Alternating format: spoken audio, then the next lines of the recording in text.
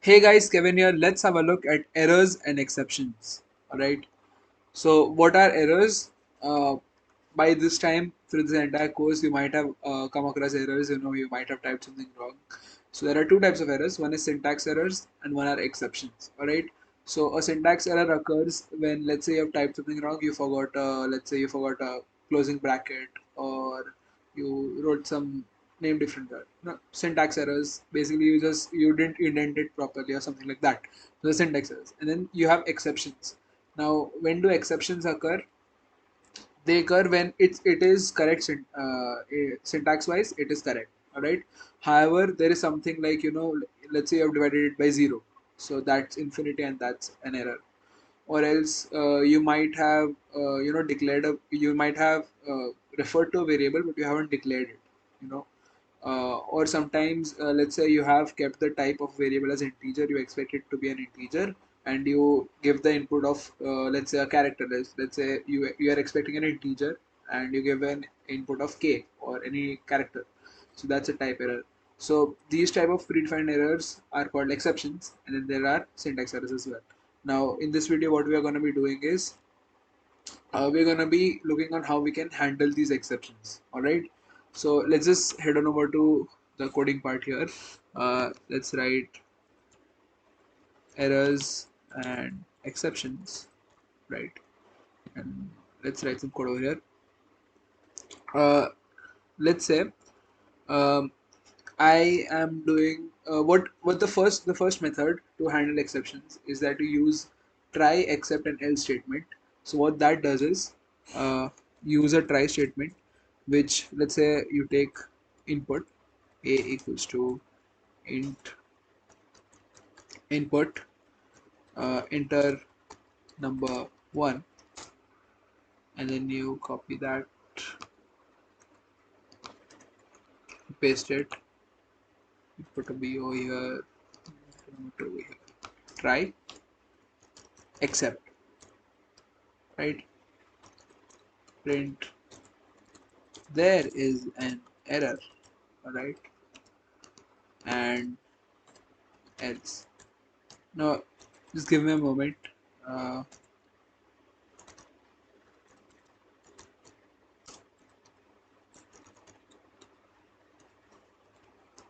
Now what try, except, else does is that, let's say obviously we have to do a divided by b over here.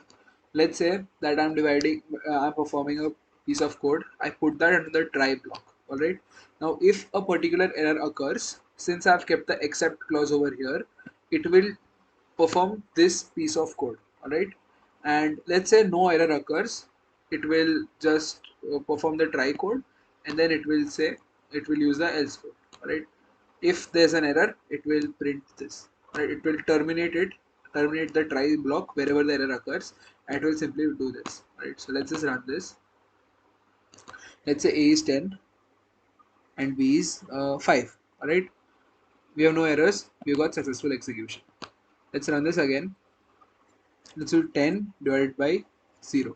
So this should be a zero division error, and that's why we received this is an error. Uh, Let me take another code block and let me just paste this over there. Imagine if I hadn't created this try, except, else, if I would have to run this 10 and 0. All right. We received an error. It's division by error. It's got zero division error. And what happens is sometimes that you are expecting that there's an error, all right, but you don't want your code to stop working. So in those cases, to handle these exceptions, you use try, except, else. Now there's another thing. Let's try this again. All right. Let's say I put 10 over here and I put k over here. All right. So that's again an error because we were expecting an integer and we got a character. Now, what you can do over here is that there's one more addition to this. Over here in the except statement, you can specify certain types of errors. That if I receive these type of errors, I know that I can ignore that. So let's say I write the division, the error that has been kept over here, zero division error. So what I'll do is I'll mention it over here. All right, zero division error.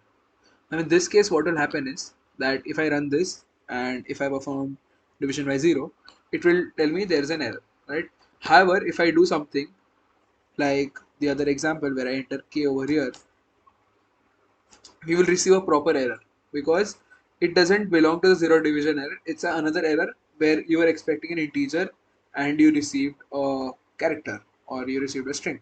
Alright. So because we had just put an except statement just for the zero division error, we just received that. Alright. We can do another thing where you know b is I think this example should be fine. Alright. So that's try except else for you. Just remove this. I'll just keep this there and I'll just run this with 10 and 0 or let's say 5 and the else statement got executed. Successful execution. Alright. So that's there. Uh, now there's another example. Now there is another perspective to this. You're a developer, right? Now let's say you're making a game or some sort and you want some specific things to be there. All right.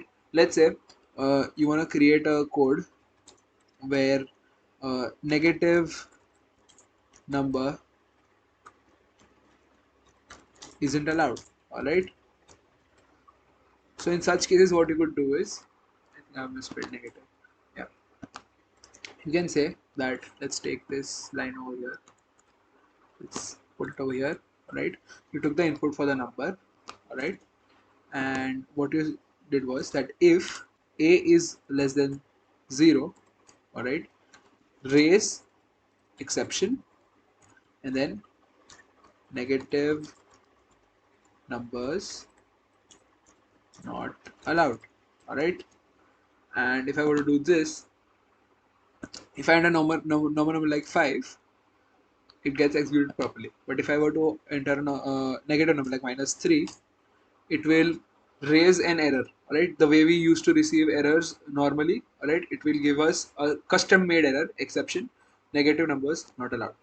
You can also do one more thing over here. You can change the name, so you can keep this as name error, or let's say I think type error, whatever name you want to give it, and it will display that error and your specific message. All right, this could be type error, name error. The only clause to this is that uh, the error name that you're using, it should be predefined. It should Python should know that error. I could not do something like Kevin error over here, and if I were to run that, it will throw me another error that Kevin error is not defined. All right, so it has to be something like a type error or something like that. Yeah, so that's pretty much it for exception handling. Thanks for watching, guys. Leave a like if you enjoyed the video. Subscribe to see more of such tutorials. Give me a follow on Twitter at @KevinPKaria. And if you have any queries, feel free to send an email at ask.kevinpkaria@gmail.com.